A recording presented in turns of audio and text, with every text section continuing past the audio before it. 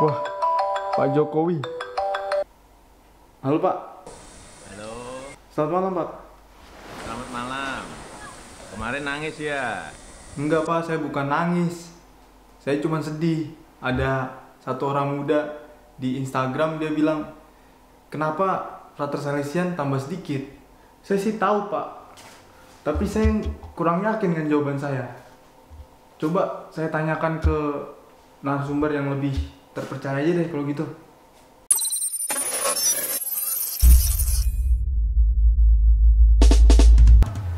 Halo teman-teman, kembali lagi bersama kami Frater of Frater. Bagi teman-teman yang udah subscribe, terima kasih ya. Dan yang belum, tolong subscribe ya, karena subscribe itu gratis loh.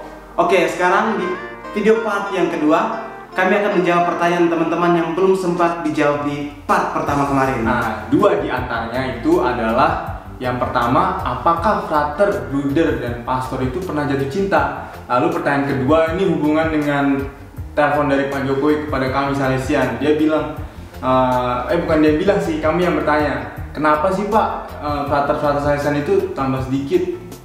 Nah, kalau mau tahu jawabannya, saksikan videonya. Kembali lagi bersama kami Salesian Don Bosco Indonesia. Ya, sekarang langsung aja nih kita perkenalan dengan tiga narasumber kita yang luar biasa dan kece ini. Yang pertama, Pastor Prasto SDB. Saya sendiri. Lalu yang di samping kanan saya, Frater Jody, dan di tengah, Bruder Alex SDB. Untuk pertanyaan yang pertama dari @valfab99, apakah seorang pastor tidak bergaji? Seorang pastor nggak bergaji, dia bersaksi terhadap dunia bahwa dia mencukupkan diri dengan apa yang diberikan oleh kongregasi atau keuskupan. Jadi kalau dia memerlukan sesuatu ya minta saja. Itu bagian dari kesaksian kemiskinan hidup, bahwa ada sesuatu yang lebih berharga daripada mengumpulkan kekayaan. Kepanjangannya? Hah? Enggak, itu pendek masalahnya. Kalau bruder mungkin juga nggak gajian, bruder. Nggak gajian, bruder. Sama, dia juga tidak gajian. Kalau mau dikasih juga mau. Kebanyakan lagi nanti. Nih, gaji para pastor Bruder dan Frater di surga, benar nggak Pastor? Oh iya, Oh itu pasti. Dan bosku kan bilang gitu kan. Oke, kita ke pertanyaan kedua. Ini masih ke pastor nih kayaknya nih. Pertanyaan kedua dari dia PRN. Dia bertanya begini, Pastor. Kenapa setelah misa ketika sampai di sakristi, pastor selalu menutup dengan doa kemuliaan? Ya, karena itu tradisi gereja dulu sudah sejak abad keempat. Kalau Anda mau menelusuri buku-buku sejarah itu ya, Keempat namanya. Justinus dan Basilus itu sudah untuk mengcounter Arianisme. Nah, makanya doksologi atau kemuliaan Bapa, Putra, dan Roh Kudus itu dimulai dari sana. Itu sekelumitnya seperti itu. Nah, teman-teman nanti lihat ya di ensiklopedia Banyak banget. lain. Oke, pertanyaan berikutnya. Ini nih untuk frater dan juga pastor tentunya. Karena ini menyangkut kenapa itu frater Salesian semakin sedikit. Ini dari Fritz Pras. Mungkin dari frater juga. Karena memang banyak orang muda yang belum kenal siapa itu Don Bosco, apa itu Salesian Don Bosco. Tetapi ketika mereka telah melihat dan mengenal Don Bosco, saya yakin mereka pasti tertarik dan mau masuk Don Bosco. Karena sejauh ini saya pun bahagia di sini. Nah, kalau pastor sendiri kenapa tuh? Ini pertanyaan yang jujur. Ya mungkin karena yang bersangkutan melihat di biara kita sedikit, kurang banyak mungkin. Tapi dari segi jumlah total di dunia, kita memiliki banyak novis saja 500 lebih. Nah, itu menurut survei terakhir 2019. Tapi kalau Anda melihat di Indonesia, provinsi yang masih baru, nah kita sejak 2018 itu ya fluktuasi calon 5 sampai 7. Itu saja. Makanya tuh kalau bisa yang nanya tuh jangan cuma nanya doang, masuk ke Don Bosco, masuk. Mungkin tak Website. website SDPO atau hubungi nih Pastor Pras langsung seksi panggilan saya Don Bosco Indonesia. Oke, sekarang kita lanjut ke pertanyaan berikut. Ini untuk Pastor Bruder sama Frater nih. kenapa pastor, bruder sama frater pilih masuk ke Salesian Don Bosco, nggak ke kongregasi lain atau ke projo gitu? Ini pertanyaannya datang dari @mikael_andy. Bisa dari frater? Frater Rolandi. Ya, pertanyaan yang sangat menarik. Bagi saya sih, apalagi latar belakangnya dari Flores, kalau masuk SPD ya biasa, projo biasa. Tetapi ketika mendengar nama Don Bosco, oh sesuatu yang baru ini. Jadi apa salahnya saya mencoba sesuatu yang baru begitu? Dan ternyata, oke, mantap. Luar biasa, luar biasa. Kalau Bruder sendiri, soalnya Bruder kan dari Palembang ya, dari Lampung Bruder ya. Kenapa nggak pilih SJJ di sana atau nggak pilih Projo Palembang? Kenapa tuh? Buat saya sih ini memang sudah pilihan yang paling fundamental. Tidak ada pilihan yang lain-lain.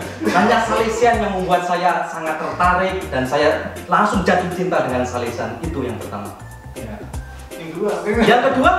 Yang kedua di Salesian ini ternyata di dunia Salesian ini sungguh luar biasa.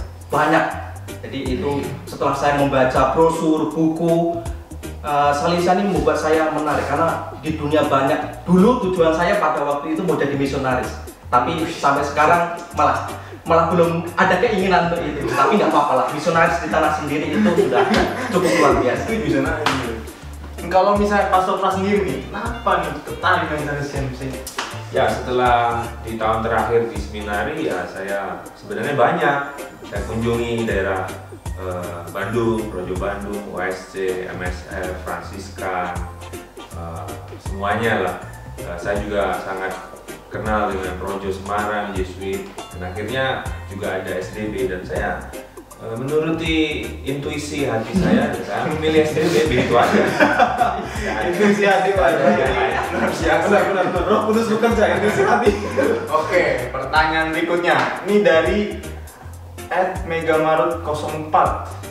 Bagaimana situasi di biara saat pandemi ini? Mungkin dari Bunda Alex dulu lah. Ya, kalau situasi sekarang ini memang begitu seperti kayak mencekam. Situasi biara saya pikir juga hampir sama. Situasi biara itu mengikuti apa menjadi anjuran pemerintah juga. Memang dalam arti tertentu tidak berarti di biara nggak ada yang keluar.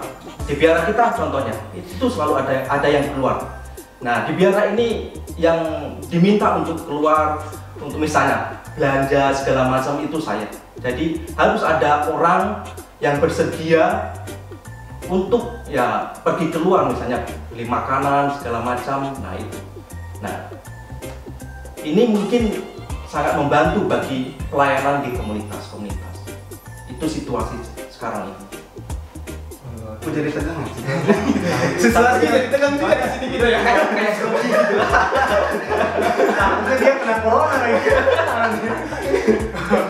Nah, kalau misalnya dari Pastor Pras sendiri nih lihat apa keseharian seperti hari-hari ini kan kita otomatis sama-sama aja. Itu Pastor Pras gimana situasi di biara? Ya kalau situasi di biara saya pikir ya normal begitu. Hanya memang kita tidak bisa melakukan pelayanan keluar sehingga memang lama-lama menjenuhkan. Tetapi harus dihayati sebagai bagian dari partisipasi seluruh masyarakat untuk dengan cara tidak keluar, dengan cara mengisolasi di dalam biara itu juga membantu kita semua untuk supaya tidak lagi memperbanyak dan memperluas efek dari COVID-19. Jadi itu ya. Tapi ya secara umum situasi kita lama-lama juga enjoy karantina di biara. Voli, olahraga. Mungkin Frater punya tambahan atau? Ya, kalau dari saya sih raga kita memang tertekan, tetapi bukankah di dalam kita bebas? Basket, voli kan kita bebas di sini. Ya, dinikmati saja masa-masa pandemi ini. Oke, sekarang kita ke pertanyaan berikut. Bagaimana cara agar dapat menjadi pastor? Ini datang dari @a.steven12. Caranya itu sangat mudah. Anda browsing, cari di Google halaman alamat semua kongregasi ordo seluruh dunia dan dapat pasti dapat. Kamu pilih itu bebas memilih panggilan yang mana itu harus dari dalam hati. Itu kan lebih murni dan lebih istilahnya mendasar, fundamental itu ya.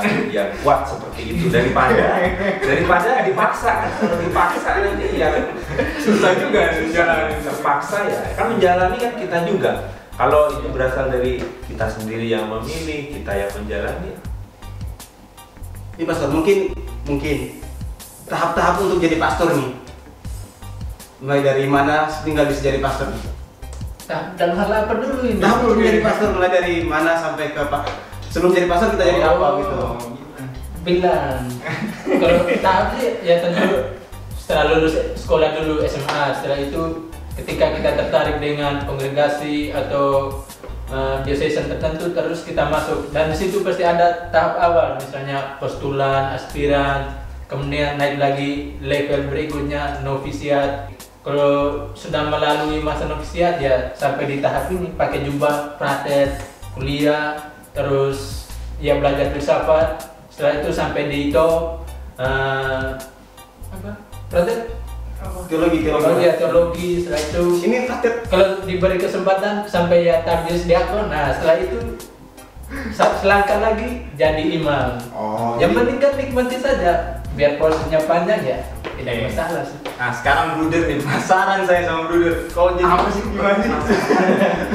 Sama, kalau jadi bruder itu juga prosesnya sama. Kita melewati masa postulan, kemudian novisiat, terus 2 tahun kita belajar filsafat di STF Bhinneka, kemudian kita pergi practical training 2 tahun, kemudian setelah itu kita mengambil spesialisasi, misalnya bidang-bidang tertentu.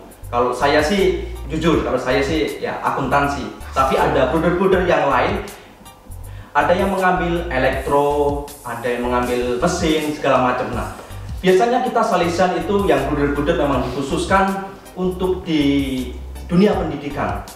Karena selain itu juga misi kita berada di dunia pendidikan. Jadi bruder-bruder memang dipersiapkan nantinya bisa mengajar anak-anak di sekolah itu. Gitu. Yang mau jadi Bruder langsung kontak Bruder Alex. Jangan ragu. Coba surprise nih di sini. Legendnya. Nah ini pertanyaan yang terakhir nih. Juru kunci. Untuk ketiga narasumber Gaya. Untuk direnungkan. Apakah Bruder, pastor, frater itu pernah jatuh cinta? Nah kalau misalnya pernah, itu gimana sih cara mengolahnya sampai bisa setia sampai detik ini? Dari Frater Jody dulu deh. Ya kalau dari saya sih, alhamdulillah sebagai manusia pasti tidak luput dari perasaan jatuh cinta itu. Dan sampai saat ini juga ya sering jatuh cinta sih, tetapi mengingat dan merasa diri bahwa saya religius ya, tahu-tahu diri bisa mengontrol, mungkin mengagumi tapi tidak untuk memiliki. Ya hanya itu saja. kata-katanya Frater kayak menusuk sekali. Bruder Alex. Aduh, jatuh cinta ini pertanyaan yang ngeri. Jatuh cinta, setiap hari saya selalu jatuh cinta. Lebih-lebih jatuh cinta kepada panggilan saya sebagai seorang salesian. Tapi ketertarikan maksudnya jatuh cinta dalam arti ke perempuan atau bagaimana gitu? Ya, mungkin terarah ke situ Bruder. Terarah ke situ ya. Ya, dulu sih pernah. Tapi setelah menjadi salesian ya, saya tahu diri dalam arti tahu posisi diri saya sebagai seorang salesian, sebagai seorang bruder, ya harus fokus pada panggilan. Kenapa harus jatuh cinta yang lain? Karena kita sudah mencintai yang benar-benar mencintai diri kita, yaitu siapa? Tuhan sendiri. Semakin dalam coba pastor nih. Kayaknya sampai di dasar sekali. Lebih dalam lagi. Ya, pengalaman apa itu jatuh cinta, tertarik dengan lawan jenis itu sangat manusiawi sekali, dan itu saya pikir sangat diperlukan pengalaman jatuh cinta itu bagi kita biarawati tentu saja ya, supaya kita bisa memahami bagi kami Salesian yang mendampingi anak-anak muda itu tahu bagaimana anak muda itu mengelola, memahami, memanage perasaan jatuh cinta itu, sehingga kita dalam memberikan bimbingan bisa baik gitulah ya, memahami dan mengerti mereka. Tapi pengalaman itu saya pikir kita semua memilikinya. Pastilah. Pasti. Oke, cinta cinta. Ya, mungkin cinta karena kita. Nah, gua aja cinta. Oke, kurang lebih mungkin Oke, seperti itu. sekarang cukup sampai di sini jumpa kita. Terima kasih terakhir. Pastor, Bruder, Father Iya. untuk jawaban-jawabannya luar biasa. Semoga menginspirasi teman-teman di rumah. Terima kasih. Salam dari kami, Salesian Don Bosco Indonesia. Nah, itu tadi videonya. Semoga pertanyaan teman-teman terjawab ya. Dan jangan lupa sekali lagi ikuti terus perkembangan channel YouTube kami Salesian Don Bosco Indonesia, karena kalian pasti akan melihat video-video yang menarik yang tidak terduga.